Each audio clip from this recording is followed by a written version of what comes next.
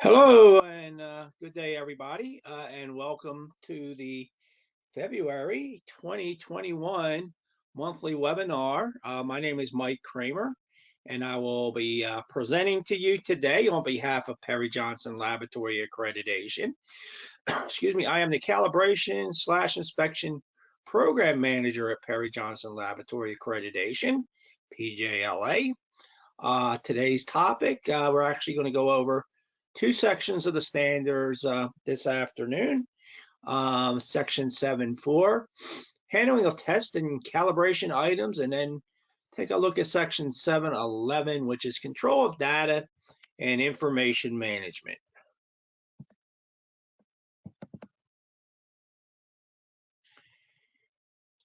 As always, this webinar is being recorded. Go directly to our website. You'll see a link for webinar, and from there you can navigate to the recorded webinars. You can go and back and re-listen to this one shortly after we present it this afternoon, or you can browse the library of past webinars we've done over the last several years. Also, you will have the opportunity to receive just the slides without the actual presentation. Used to get quite a few requests for those after a monthly webinar, so we decided to make them available to you. Again, www.pjlabs.com. During the course of the webinar, you will have the opportunity to ask questions. I will not see the questions until I've completed the presentation. You should have a place provided for you where you can type in the questions. Please keep the questions in regards to the topics of these two sections, section 7.4 and 7.11, that we're going over today. I'll review the questions at the conclusion of today's session. Okay, so getting into the requirements here. Section 7.4, which is the handling of test or calibration items. And when I'm doing an assessment, this is an area that I like to call it front door to back door. It's something that I actually like to have a walkthrough. This is the process where items are brought to your laboratory. Could come in various forms. Could come in FedEx, could come in UPS. Customers may drop them off. So once your testing or calibration sample or artifact is received, the process should include inspection, determination of exactly what it is, if the associated paperwork is with the items. Inspect the items. Are they exactly as what the customer indicated they were? If there is any sort of irregularities, what do you do? Typically, these items may be logged into some sort of a tracking system while they're in your facility. They may also have to be stored and await testing or calibration, which may have criteria as far as environmentals that these need to be taking place in. Then the actual process of testing or calibration, of course, will be undertaken.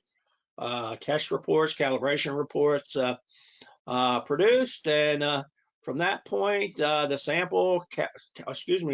testing or calibration items may be returned to the customer. So that's why I like to refer to this front door to back door, something that as an assessor, or even if you're doing an internal audit, you may want to have, and you'll see this does require a procedure, just a simple walkthrough of this whole process, and just see if you are actually adhering to the requirements of the standard, and also if you have your own procedure that you hopefully would have in place, which is written to comply with the 17025 standard. So I mentioned, this is typically front door to back door. I know as a calibration assessor, I do come across calibrations that are actually done on site at the customer's location. Some are exclusively done on site at the customer location. So you may don't just feel that this area does not apply to those activities. It does. So we'll look at those in particular. We'll see here in a second. There's been a clause added to primarily adjust these on-site calibrations or perhaps testing that's being done away from a fixed, perhaps controlled type laboratory setting.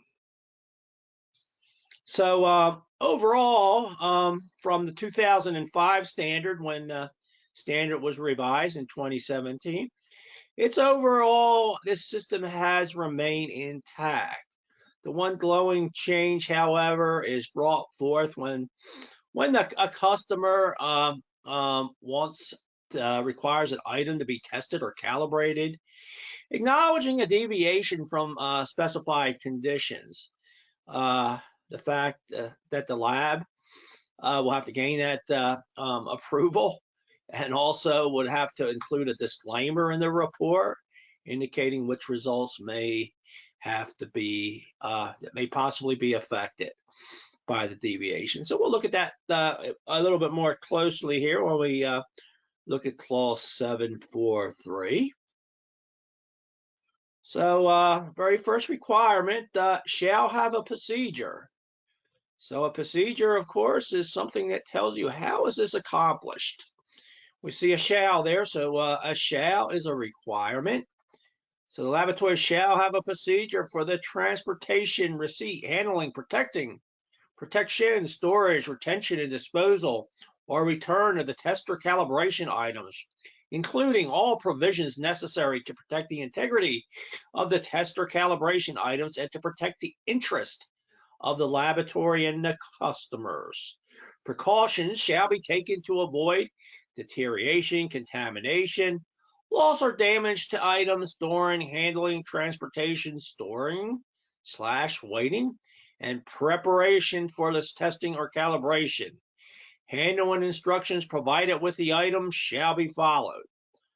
So that's clause 741. There's quite a bit of information there. A lot of requirements. You shall have a procedure. And that procedure should address, and I'm not going to read through that again. We're going to dissect it a little bit. The procedure shall have a procedure for the transportation, receipt, and handling. Again, items come into the facility. Could come in by various means. You might have a loading dock, might have a receiving area, may have to be inspected, may go into a receiving area and then passed off. Perhaps calibration is one section of a larger organization. May have to be funneled to the correct location where the testing or calibration will be undertaken. So these are all things that would be considered in developing a procedure. Should have a procedure for the protection, storage, retention, and disposal or return of test or calibration items. So once the items are all in your possession, your procedure should ensure the protection of those testing or calibration samples or artifact. In other words, something should not be able to jeopardize the integrity of those items as received. Should not be left out where other individuals may be able to, unauthorized individuals may have access to these particular testing or calibration items. Therefore, that would need to be considered. Storage, they may not be tested right away, calibrated right away, may have to be set aside, may have to equilibrate, may have to set at the prescribed temperature and humidity conditions. Return of the artifact, they may physically have to be shipped back. Customer may pick them up along with their testing and calibration result, it may be some sort of destructive test where the item is actually destroyed after the testing has been taking place, and hence perhaps may need to follow a protocol for actually disposing of the remnants of perhaps a sample that was submitted. Including all provisions necessary to protect the integrity of the test or calibration items and protect the interest of the laboratory and the customers. So one thing with 17025 section 4.2, and that word comes up a few times, confidentiality. That the confidential information of your customers should be addressed in this procedure, assuring that that confidentiality will be maintained.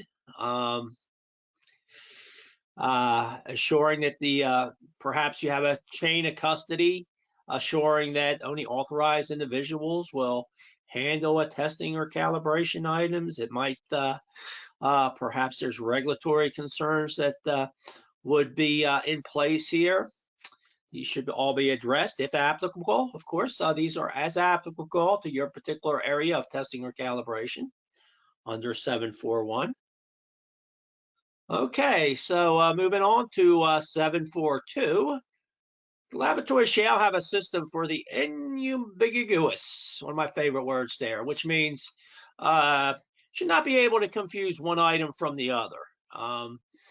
Ambiguous identification of test or calibration items. The identification shall be retained while the items is under the responsibility of the laboratory. The system shall ensure that items will not be confused physically or when referred to in records or other documents. The system shall, if appropriate, accommodate a subdivision of an item or group of items and the transfer of items. Okay, so basically what we're saying here is when items come in to be tested or calibrated, you have to have a unique identifier. In other words, something that's going to uniquely identify one, say, artifact or sample from the other. Sort of try to portray how things, of course, can come in looking very much identical to each other. There has to, however, be able to, when you test or calibrate an item, differentiate between one from the other. And this can be done in various formats. As a calibration assessor, most of the time I see this handled as far as permanent identification that's already on an artifact to be calibrated. Could be a make, model with a unique serial number, for example. Could also be barcoded. A lot of folks or things are coming in. If they've been calibrated before in the lab, that barcode will pick up that unique identifier and be able to track it perhaps within your LIMS system.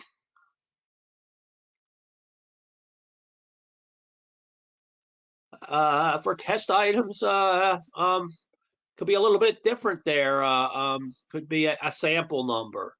Again, it could be a barcode, something that's, if you have a perhaps a sample of grain, a lot number, perhaps identified with a dash where you're not going to, where you'll differentiate between one item from the other. However this is done, there's, as you can see, there's various ways to accomplish this. It should be done in a manner, of course, where each item is uniquely identified. So you have to ask yourself, what is our unique identifier when these items come in? Just a little bit of a side note, if identified directly on a sample, you get a sample in, it could be bagged, customer could drop it off, ensure that any sort of ID or other method is not likely to come off, resulting in misidentification or confusion with other samples. So I sort of put a no sticky note sign there. So whatever identification that unique identification that is assigned an item should be permanent. Should not, of course, you hate for it to be separated from the item to be tested, and then be confused with something else. Could be a risk that could rear its head. All right, here's where a bit of a change is in place from when the standard was revised in 2017. Upon receipt of the tester calibration items, deviations from specified conditions shall be recorded. When there is a doubt about the suitability of an item for tester calibration, or when an item does not conform to the description provided, the laboratory shall consult the customer for further instructions before proceeding, and shall record the results of this consultation. When the customer requires the item to be tested or calibrated, acknowledging a deviation from specified conditions, the laboratory shall include a disclaimer in the report indicating which results may be affected. So that's 743, and I should have counted the number of times shall popped up there. Just reading it now, sure did seem to come up a lot. So one thing, you shall have a conversation with the customer. You shall gain their approval. You shall include a disclaimer on the report. So we're going to look at this a little bit closer here. So some of the key points, sort of dissecting that clause: a deviation from specified conditions shall be recorded. Ask the customer for further instructions. And you have to create a record here and record the results of the consultation and inclusion of the disclaimer. If the customer wants the item tested or calibrated anyway, the lab needs to include a statement with the results. So deviations from specified conditions, and this is where I was sort of precluding to at the start of this presentation, particularly with off-site type work at your customer's location, where perhaps it's not as environmentally as friendly as your fixed laboratory locations. So an example of this would be if your testing protocol had specific environmental criteria. Perhaps the temperature range to proceed with a tester calibration shall be 68 degrees F plus or minus 2 degrees F. Relative humidity has to be maintained at less than 50%. The unit under test must remain in the laboratory for a minimum of 12 hours prior to calibrate to permit thermal stabilization. Calibrations are not to be performed if the environmental conditions are outside the allowable limits stated above. So this would be an example of you have a, say, a calibration protocol or perhaps testing where these are specified in the procedure. And you may go out to do a calibration to a not so environmentally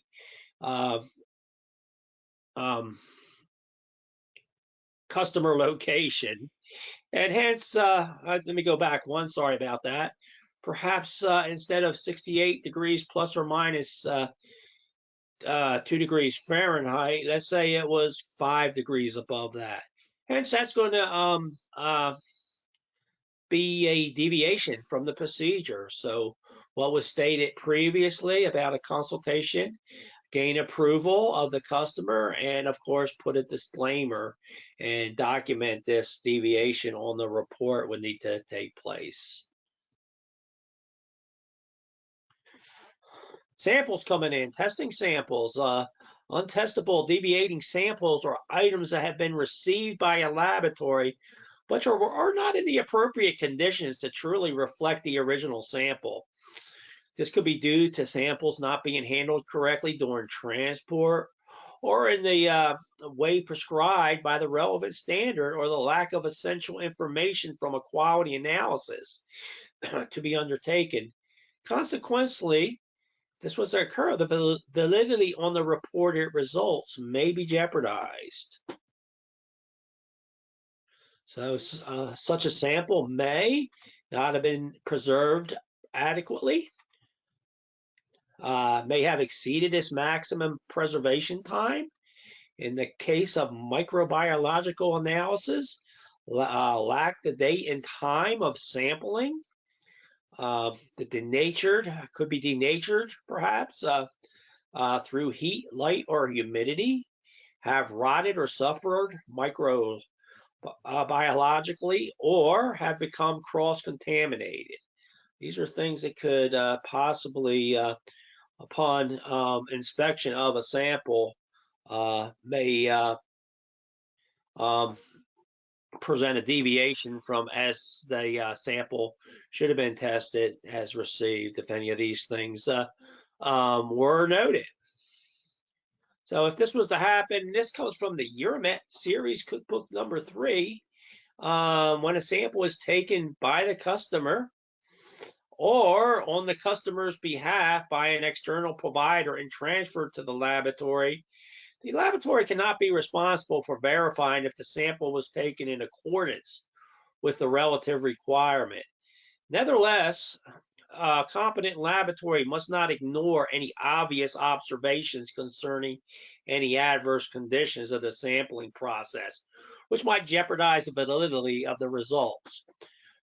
Just a statement that the results relate to the items tested, analyzed as received, which is used by many laboratories, is certainly not enough. In such a case, the laboratory shall contact the customer, inform them of the problem, and ask for further instructions. Clause 714, which is, we'll look at that here in a second, it's in the review of request tenders and contracts, has to be considered in this context. So if a organization sends you a sample to test, you're a 17025 accredited organization. This is your business. Looking at you folks as being the experts. Hence, during contract review 714, any differences between the request or tenders and the contract shall be resolved before laboratory activities commence. Each contract shall be acceptable both to the laboratory and the customers. Deviations requested by the customers shall not impact the integrity of the laboratory or the validity of the results.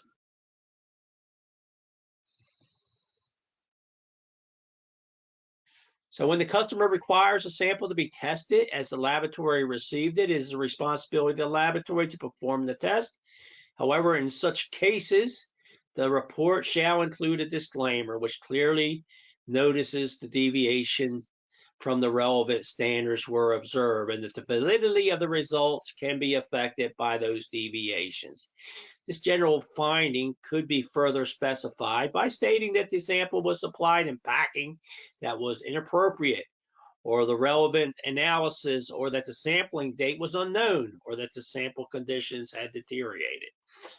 Again, if this was to happen, this is also going to be crosswalked over to another section in 7822, reporting the results. This would be documented on the actual test report. Okay, switching gears here, 744. When the items need to be stored or conditions under specified environmental conditions, these conditions shall be maintained, monitored, and recorded.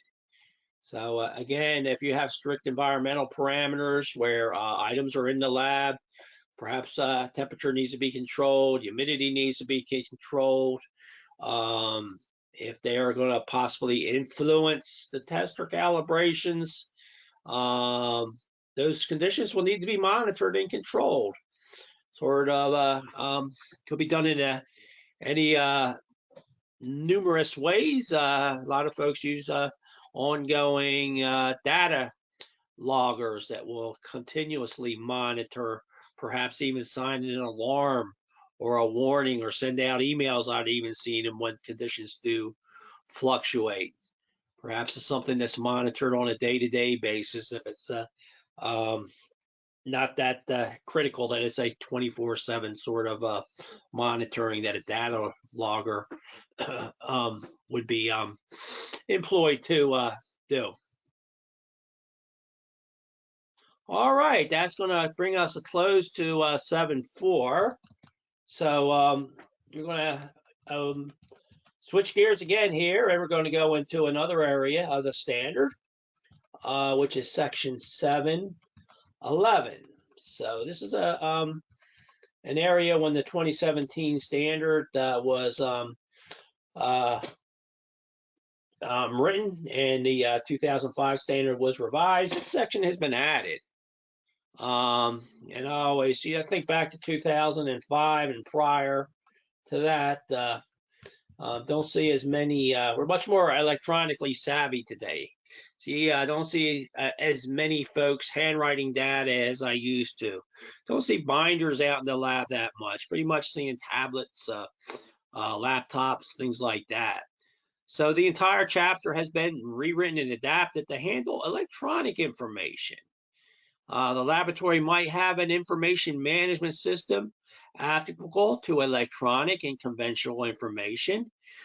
This system would have to be validated and protected.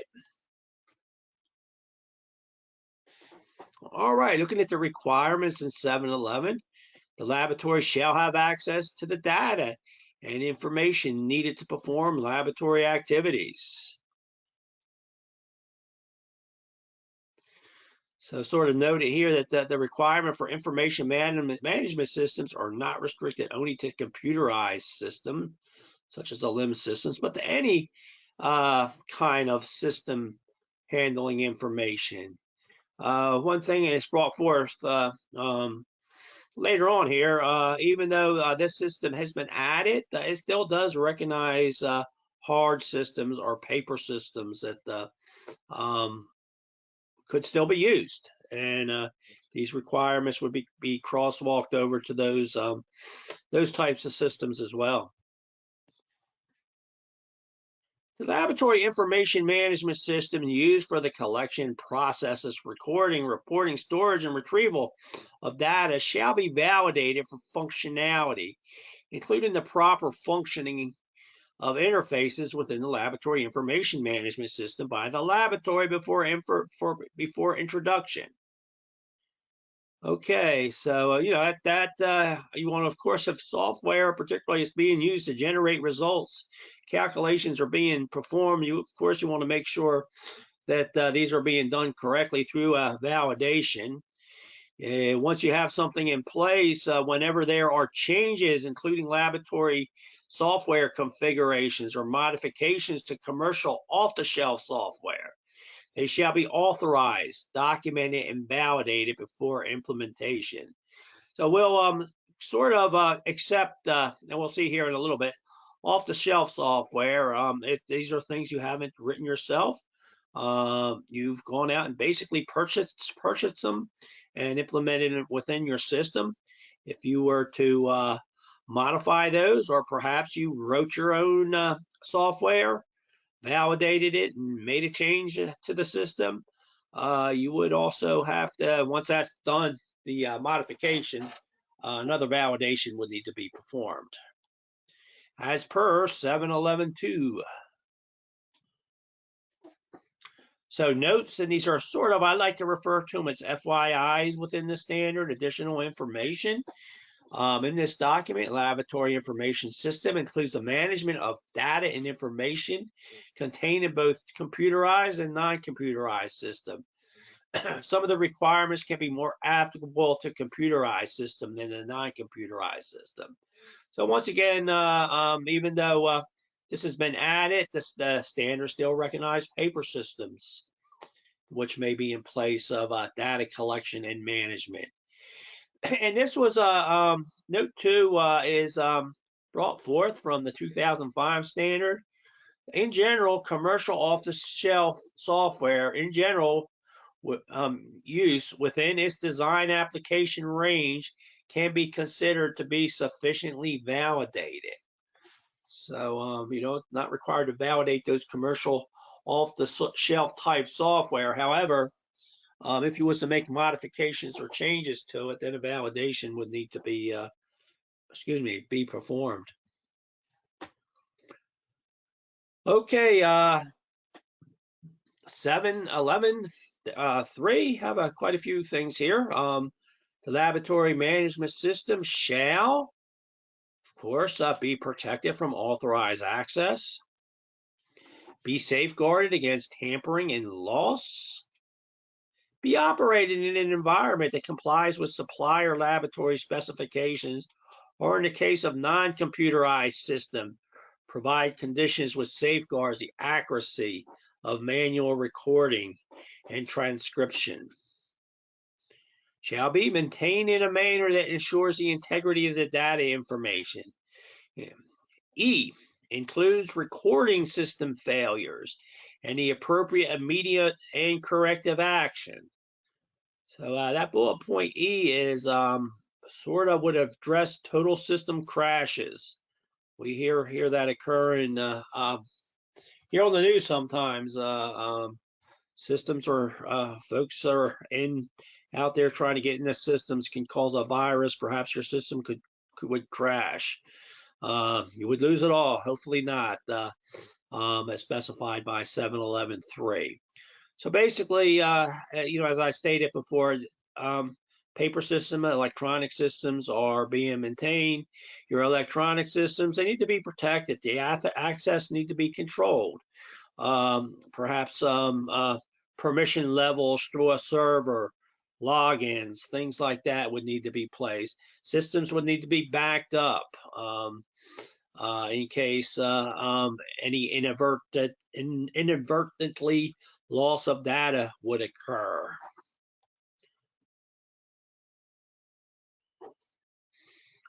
When a laboratory information management system is managed and maintained off-site or through external providers, the laboratory shall ensure that the provider or operator of the system complies with all applicable requirements of this document. So one of the main things that sort of, when I look at that, I think of is confidentiality. They have to assure that the information, your electronic information, the confidentiality of your customers, of course, will be maintained. You wanted to assure that through your off-site provider.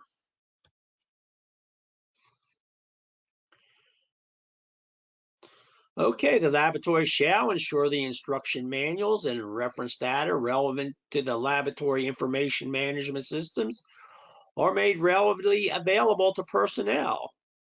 So in other words, the staff should have instructions for these systems. Calculations and data transfers shall be checked in an appropriate and symptomatic manner.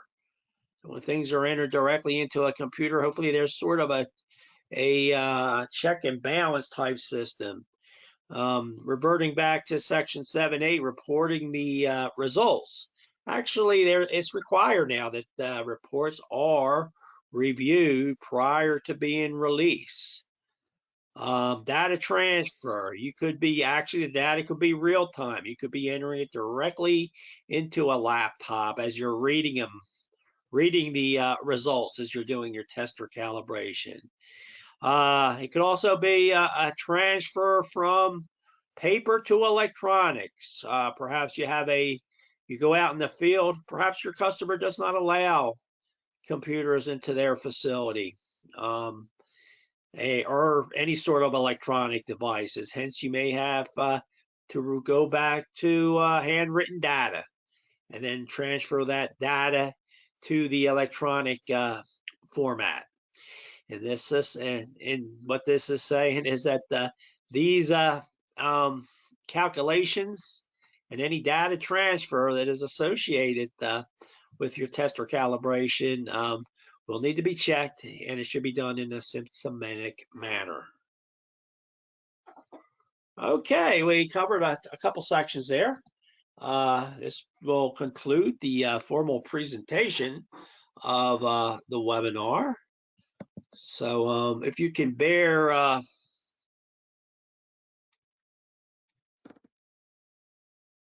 if you could bear with me, I'm going to go to the questions right here.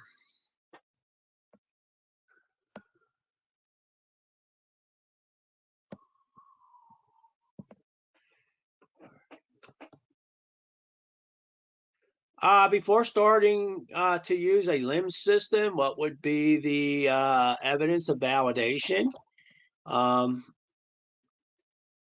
Is the only question I have right now, actually. So if anything come to mind, and sometimes it takes a minute to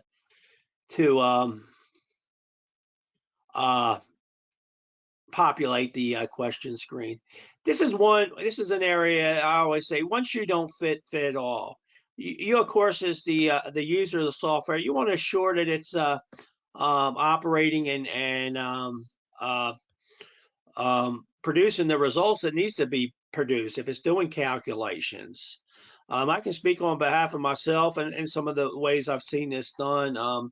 You can go the old-fashioned way. You could typically, and I've seen this, math was out there. You do the calculations longhand. Go back and see how the system is perhaps calculating results. Perhaps there's examples already worked out. Perhaps from speaking for myself, I used to take we used to write my own Excel spreadsheets. Used to take examples that were already written, perhaps in an NIST publication. Type in the same data, see if my results are the same. Just something you just have to create a record showing that it's been done. How you do it, there's various ways of doing it. I just mentioned two of them. Is there some official method? Not that I know of, an official type of method. You just need to create a record as far as 17025 and showing it's been done. There might be other types of regulatory or something within your industry that would perhaps be required or give a little bit more guidance in this area.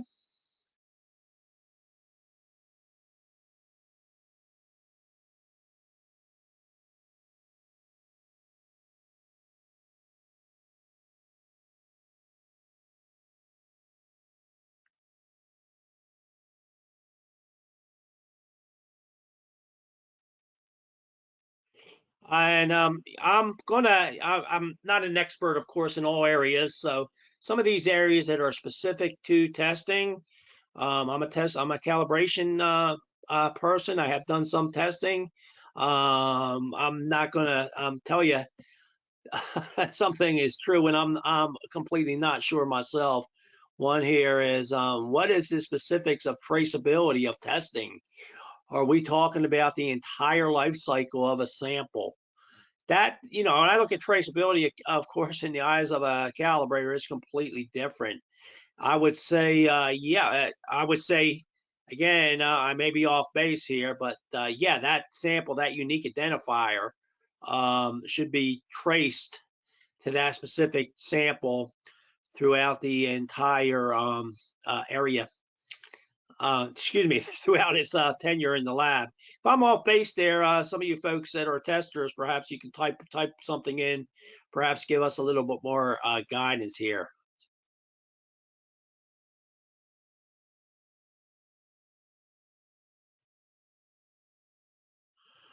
I'm presuming any internal requirement associated with specimen sampling would overlap requirements for the handling section.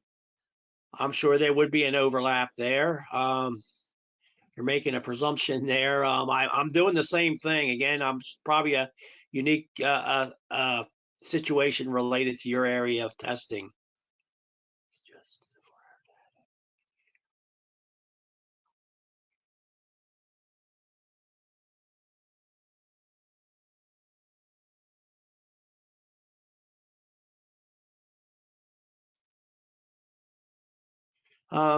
Bear with me a moment. Just reading through something here.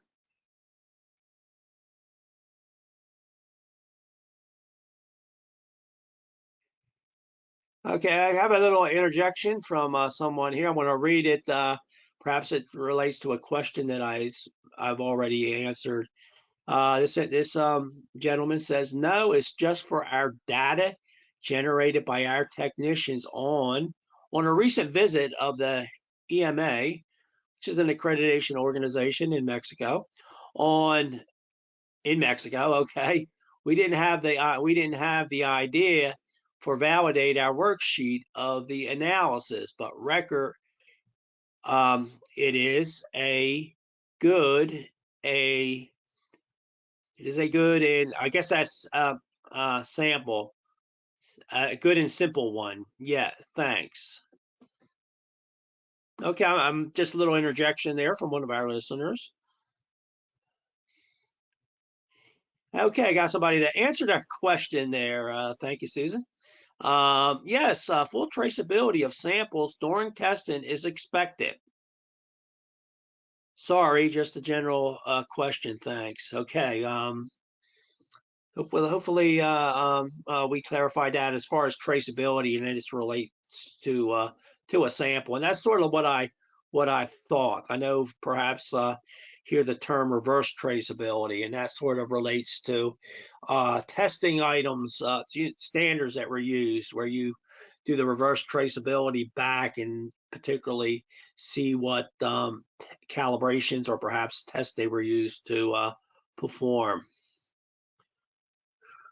Okay, I certainly hope I answered your questions sufficiently there. I'm sorry if I danced around a couple of your testing questions here, which I just was not really sure. I went with my what I felt you were asking me. Would control access include housekeeping personnel? Of course. If you have items out, um, particularly if they're not being safeguarded when the housekeeping is being done, I would say yes, that would need to be addressed. Just got a last second question. I would say definitely yes, that would include any housekeeping. I always like to say when I'm looking at controlled access, I see it. I've seen signs "Do not enter." Of course, I've seen you have to have a badge to get into specific testing or calibration items, or excuse me, testing or calibration areas. Something that perhaps the Federal Express man or UPS man cannot just come strolling through there and lay a package down. When those in those particular areas need to be controlled, and the integrity of those items need to be maintained, and only authorized folks should be permitted in those areas. All right, I enjoyed this month's webinar. We'll enjoy once again.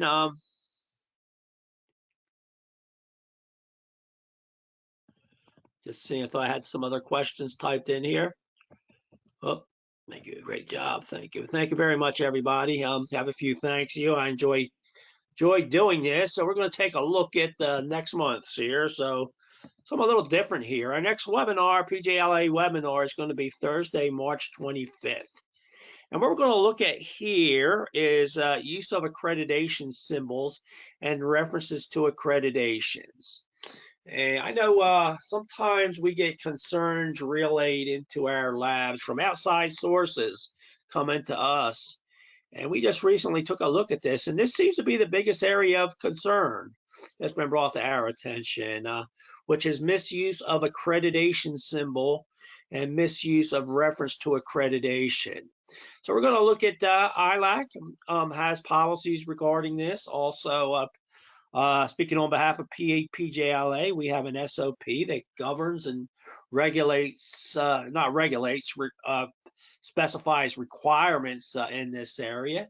So look forward to putting together this presentation and presenting it to you all next month, Thursday, March 25th.